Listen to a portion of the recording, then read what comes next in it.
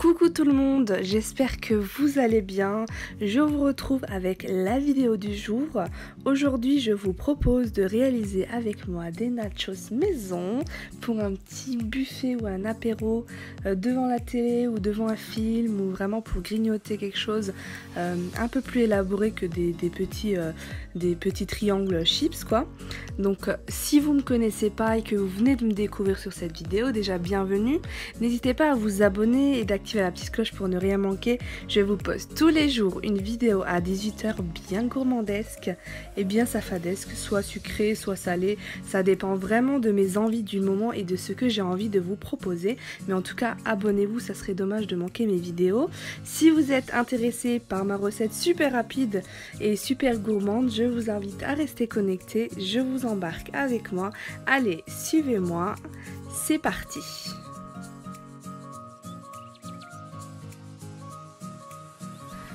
Il va vous falloir un paquet de tortillas, vous prenez le goût que vous souhaitez, là c'est un goût paprika. Il va vous falloir de la sauce salsa, vous pouvez la faire vous-même avec des poivrons et de la sauce tomate tout simplement, des olives, de la mozzarella, là c'est une maxi. Il va vous falloir également la moitié du fromage de tartiflette. Dans un premier temps, je vais tout simplement prendre la mozzarella et la couper grossièrement en rondelles. Vous allez voir, de toute façon, il y a des grosses tranches, des plus fines. Franchement, c'est pas grave. De toute façon, ça va fondre et il y en aura un peu partout. Donc, je commence par ça. Je prends la moitié du fromage tartiflette. Je déteste ce fromage, mais bon. Mes sœurs aiment, donc c'est l'essentiel. Donc, voilà, je viens couper en tranches.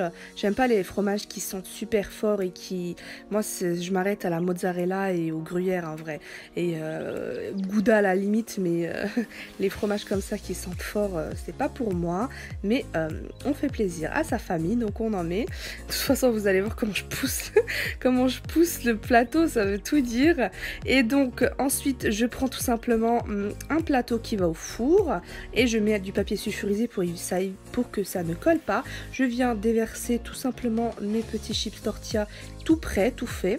Donc ensuite je vais les arranger plus ou moins et je viendrai mettre de la sauce. Par contre je voulais vous dire que si vous mettez la sauce comme ça sur vos tortillas seront un peu plus molles. Donc si vous voulez garder le croustillant, laissez la sauce de côté et ensuite trempez, si vous voulez tremper vos tortillas après quand vos nachos sont prêts, vous pouvez. Donc moi j'ai décidé de mettre la sauce, mais moi ça me dérangeait absolument pas que les chips soient un peu plus molles. Donc ensuite je mets quelques cuillères, vous voyez je vous ai pas donné des proportions exactes, je vous donne juste ce que je mets dedans. Après c'est à votre guise et en fonction de ce que vous préférez. Si vous préférez plus de sauce, vous en mettez plus, si vous en préférez moins, vous en mettez moins. Et ensuite là je viens mettre le fromage aléatoirement un peu partout. Je commence par la mozzarella et ensuite je viendrai mettre le fromage tartiflette un peu partout, il y a des trous et ensuite de toute façon vous allez voir la suite. J'avais mal coupé donc je l'ai. Vous voyez également j'ai coupé grossièrement, donc c'est vraiment pas dramatique. Il n'y a pas besoin d'être parfait et que ce soit bien coupé. De toute façon ça va fondre et voilà. Donc il est temps de préchauffer votre four à 180 degrés. Donc n'hésitez pas à le faire juste avant de commencer parce que ça prend même pas 5 minutes de préparer vos nachos, même pas.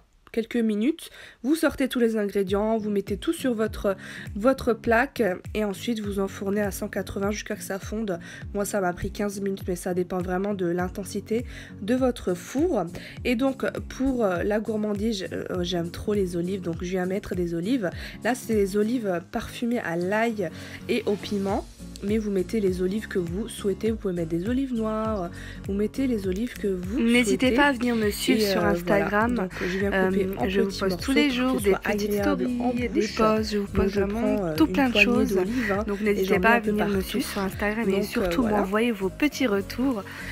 Dès que je les vois, je les poste en story et ça vous fait plaisir et ça me fait tellement plaisir et j'aime beaucoup échanger avec vous au quotidien. Et d'ailleurs merci pour tous vos messages au quotidien d'encouragement, de soutien. C'est vraiment trop mignon et ça me fait trop plaisir, donc merci pour tout.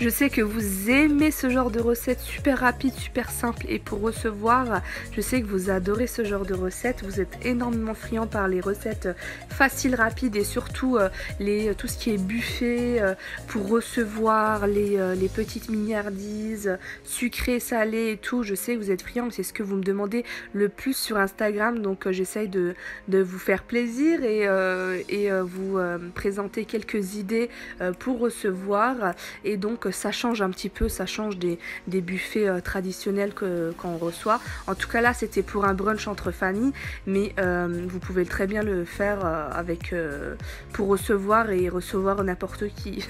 Vous voyez, donc voilà, vous l'enfournez dans un four préchauffé à 180 jusqu'à que ça fonde. Moi ça m'a pris 15 minutes et donc il est temps de déguster.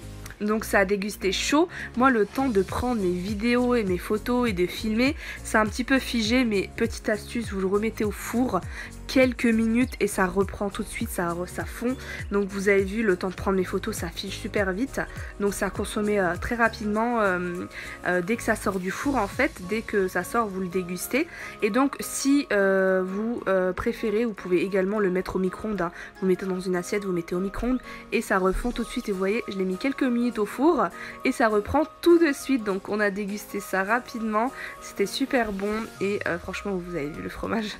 Donc voilà, j'espère que ma vidéo vous a plu. Je vous laisse sur ces images. N'hésitez pas à vous abonner, d'activer la petite cloche pour ne rien manquer et bien sûr liker, commenter, partager, c'est encourageant et ça me fait toujours plaisir. Je vous donne rendez-vous demain à 18 h pour une nouvelle aventure gourmandesque et safadesque. C'est Safa. Des bisous.